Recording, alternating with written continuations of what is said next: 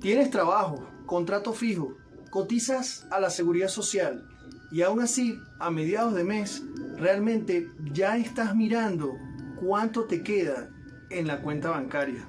Esa es una sensación que realmente se vive de manera extraña, pero esa sensación tiene nombre. Se llama pobreza laboral y en España está afectando a casi 3 millones de personas que trabajan. No son vagos, no son irresponsables, tienen trabajo, pero no llegan a fin de mes. Hoy te voy a explicar por qué. Y no con discursos políticos, ni con consignas, con datos, con estructura y con lógica. Porque si entiendes lo que está pasando de verdad, puedes tomar decisiones verdaderamente distintas. Y eso es exactamente lo que hacemos en este canal.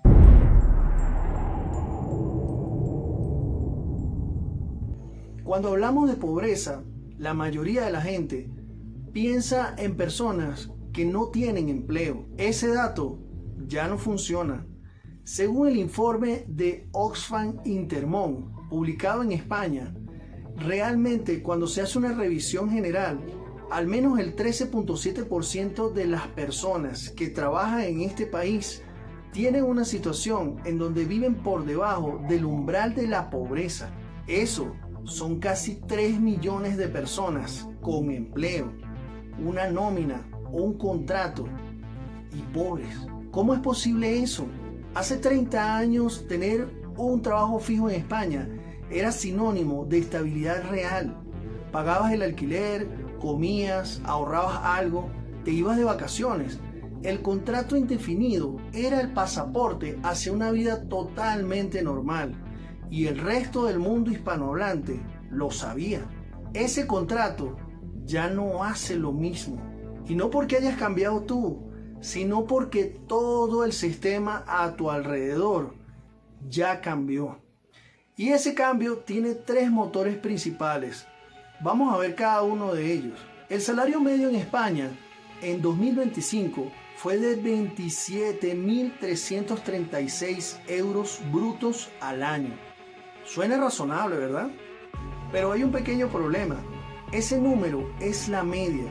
Y la media incluye sueldos muy altos que elevan el promedio y que no reflejan la realidad de la mayoría, porque estamos hablando de personas con las que podemos contar con un salario mínimo interprofesional hacia el 2026, en donde 1.221 euros brutos al mes era realmente lo que recibían en 14 pagas, es decir, 17.094 euros al año.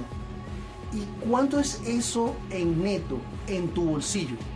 Aproximadamente de 1.050 a 1.100 euros al mes netos. Con eso tienes para pagar alquiler, comida, transporte, luz, agua, teléfono, y considerando que lo hagas en una ciudad mediana en el territorio español. Ahora bien, los sindicatos pedían 1.273 euros de SMI para el 2026. Realmente, cuando revisamos las noticias y los datos oficiales, la patronal ofrecía 1.202. El gobierno aprobó 1.221. Entonces estamos hablando de una subida de 37 euros al mes. 37 euros. Mientras la inflación real acumulada en los últimos 3 años supera el 15%. Y bueno, hay una palabra técnica para describir esto. Se llama pérdida del poder adquisitivo y te puedo asegurar que conozco muy bien de lo que se trata. Y lo que significa en la práctica, independientemente de si estás en una ciudad media o en ciudades como Barcelona o Madrid, es que cada año que pasa con el mismo sueldo puedes comprar o pagar menos cosas. Realmente yo no acostumbro a dar voz al sindicalismo, pero un sindicato lo dijo claramente. El SMI es hoy el salario más común en España. Miles de trabajadores han visto cómo realmente el salario mínimo les ha llegado desde abajo, sin que su sueldo se beneficiase en subidas similares. Es decir, el suelo realmente sube, pero el resto no sube igual de rápido. Lo que eso genera realmente cuando el suelo del salario mínimo está elevándose hacia otros salarios es una comprensión de la compensación salarial, porque todos se sienten apretados en la parte baja de la escala. Por eso es solo el primer motor. El segundo motor es el que más duele. Voy a darte un dato que lo resume todo. Entre 2014 y 2024, hablando de una década en concreto, los salarios medios en España subieron un 30%. El precio de compra de una vivienda subió un 65%. El precio del alquiler subió un 82%. Repito, salarios más de un 30% y alquiler más del 82%. ¿Qué significa eso? En términos simples, que si hace 10 años destinabas el 25% de tu sueldo a pagar el piso, hoy puedes estar destinando el 40%, el 50% o hasta más, con el mismo trabajo, el mismo esfuerzo, pero con mucho menos margen. Cuando hacemos la revisión de los datos de la OCDE, señala que los españoles destinan el 30 y el 45% de su salario al alquiler. En Madrid y en Barcelona, realmente ese porcentaje supera el 50% en la mayoría de los casos. Y los jóvenes entre 20 y 35 años son verdaderamente los más golpeados. Según el Observatorio de Emancipación del Consejo de la Juventud en España, solo el 15.2% de los jóvenes entre 16 y 29 años vive de manera independiente. El mínimo histórico desde el 2006, cuando empezaron a medirlo. Y hay un dato que me parece más especialmente importante, porque cerca del 92% del salario de los jóvenes va a pagar la vivienda, no el 92% del sueldo sobrante, el 92% del sueldo total. ¿Cuánto queda para vivir, para comer, para transporte, para la misma ropa que necesitas para trabajar, para tu ocio o para imprevistos? De hecho, aquí ni siquiera podemos preguntarnos cuánto queda para el ahorro, un 8%. Y en 2026, quien tenga que renovar su contrato de alquiler, hasta donde hemos podido investigar y estimar en dinero y riqueza por un trabajo en conjunto con la consultora Óptima, se va a encontrar con una subida media que puede llegar a 1.735 euros más al año. Eso significa 144 euros más al mes. En un país donde el SMI sube 37 euros al mes. Haz la cuenta. La vivienda sube 144, el sueldo mínimo sube 37. La brecha es imposible que se cierre. Se hace cada vez más grande. Y la solución de comprar tampoco está disponible para todos. El Banco de España estima un déficit estructural de 700.000 viviendas, donde la construcción realmente solo puede cubrir la mitad de los hogares nuevos. Y además de eso, estamos hablando de que hay hogares que aún con la baja natalidad en todo el país, de igual forma en un porcentaje siguen creciendo cada año. El 42.6% de los españoles considera que la vivienda es su principal preocupación. Según el barómetro del CIS de enero del 2026, por delante del paro, antes de la corrupción, la vivienda es el problema número uno. Pero aún hay un tercer motor, uno que opera de forma más silenciosa y que muy poca gente conecta con su situación económica personal. España tiene una de las tasas de pobreza laboral más altas de toda Europa, y eso no es accidental, porque cuando revisamos el modelo económico español, lleva décadas apostando por sectores que se podrían pensar como intensivos en lo que se refiere a mano de obra barata, Estamos hablando específicamente de sectores productivos como el turismo, la hostelería, la agricultura, hasta los mismos servicios.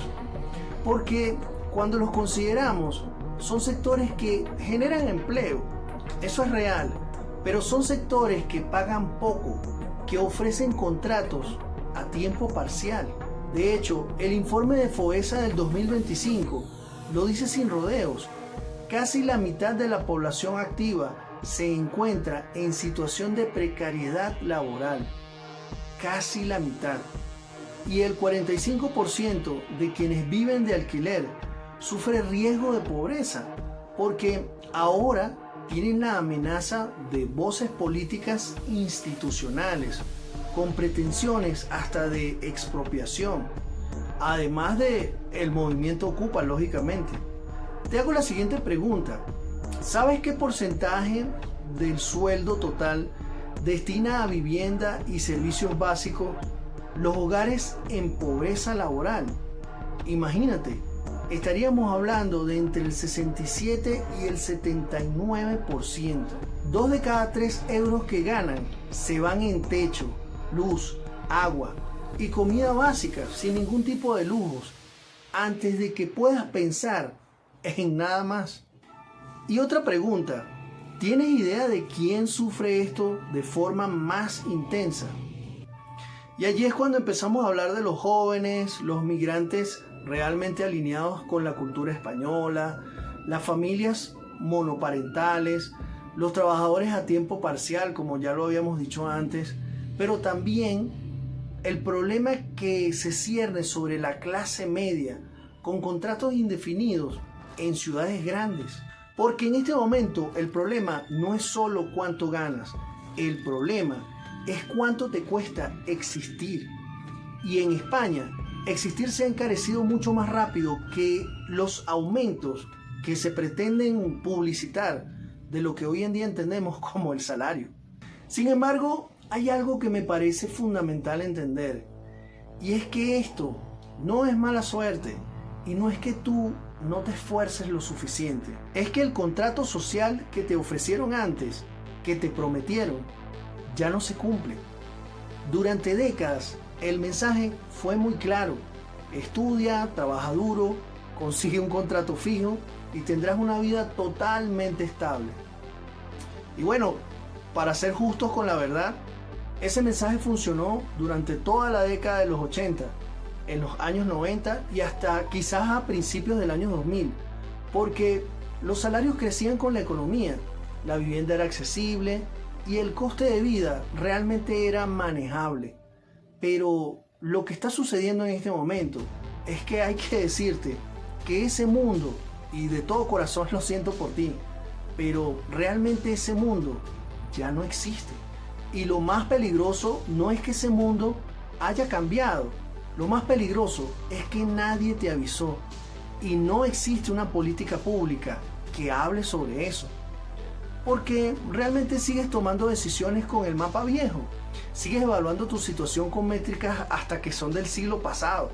O sea, mucha gente se dice, como tengo trabajo fijo, debería estar bien. Pero tener trabajo fijo en el 2026 y hacia el 2027 no te protege de la misma manera que antes. No te protege de la inflación, ni de los alquileres. Es más, ni siquiera te protege de que tu poder adquisitivo se erosione poco a poco, como está sucediendo. Y esto es lo que tiene que ver con la psicología del dinero, como te lo he dicho en otros videos. Porque la forma en que percibes tu situación económica determina las decisiones que vas tomando progresivamente. Si crees que el problema en que realmente te estás enfocando es que gastas demasiado en café o en una cerveza los fines de semana, no vas a ver que el problema es estructural. Y si crees que con un poco más de disciplina vas a poder ahorrar un poco y quizá estés ignorando las cosas que todavía tengas que pagar o comprar para poder sostenerte durante este mes, el margen que tienes para ahorrar se lo ha comido el alquiler. Imagínate un alquiler con los porcentajes que ya te he hablado anteriormente. Y no te digo esto para que te desesperes, Te lo digo para que veas con claridad, porque solo cuando ves con claridad puedes actuar. Y te lo digo nuevamente, debes actuar. Vale, tenemos el diagnóstico: salarios que no crecen al ritmo del coste de vida, vivienda que se come entre el 40 y el 50% del sueldo, un modelo productivo que en el país genera la mayor parte de la población afectada con empleo precario. Y en este momento tú me puedes decir: Pablo, ¿y qué hago yo con todo eso? Mira, el contrato fijo sigue siendo mejor que la precariedad total. O sea, realmente es algo muy diferente quedarse en la calle que tener un contrato fijo en una empresa. Ojo, no te estoy diciendo que lo dejes, por favor. Te estoy diciendo que no puede ser tu único ingreso, no en este contexto. Tan sencillo como que durante décadas una fuente de ingresos era suficiente, pero hoy, en la mayoría de los casos, no lo es. Y eso no es un fracaso personal, es una realidad del mercado, una realidad que exige adaptación y sincerarse contigo mismo. Simplemente haz los cálculos.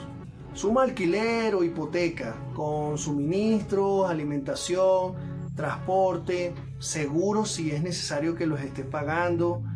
¿Qué porcentaje de tu ingreso neto representa eso realmente?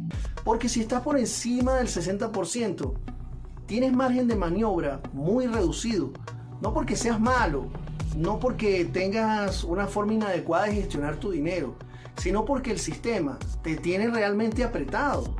De hecho, en la mayoría de los casos, deberíamos decir apretada, porque al realizar un cálculo aproximado del índice humano de participación económica en España, la situación para la mujer es más difícil, y eso hay que nombrarlo para poder actuar.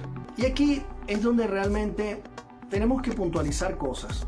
Tú no controlas el precio del mercado inmobiliario, no controlas la política salarial nacional, ni mucho menos la inflación, pero sí controlas si añades una fuente de ingreso o si comienzas a desarrollar una habilidad que aumenta tu valor.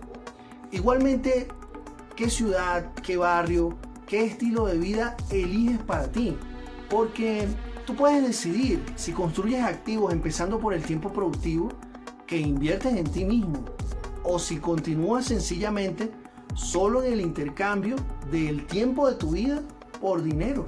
Y aquí es donde entra la riqueza, porque la riqueza no se construye ahorrando solamente sin sentido. Lo que sobra del sueldo no es algo que tú tengas que tomar como un verdadero ahorro, porque la riqueza se construye rediseñando cómo generas y gestionas el dinero. Eso es lo que vamos a seguir explorando en este canal. Y si llegaste hasta aquí, ya sabes algo que la mayoría no sabe. El problema no eres tú, el problema es que nadie te explicó cómo funciona el sistema en el que realmente vives. Porque cuando lo piensas con detenimiento, aunque yo lo digo siempre al final de los videos, la comprensión lo cambia todo. Si este video tú sientes que realmente te abrió algo y si te hizo ver tu situación con un poco de mayor claridad, dale like, suscríbete y compártelo, especialmente con alguien que viva en España y esté pasando por esto, que sienta que hace todo bien y aún así no llega al final del mes, porque este video es para ellos y realmente puede ser hasta para todo el mundo hispanohablante, porque independientemente de si tienes 25, 35 años o más de 75 años, esta situación es tuya también. Aquí abajo te dejo el formulario de lo que sería el diagnóstico financiero inicial. Es totalmente gratuito y sin trampas, porque la idea es manejar tu situación con números reales y en qué punto te encuentras en este momento. Porque el dinero se gana, la riqueza se construye y la comprensión lo cambia todo. Nos vemos en el próximo video.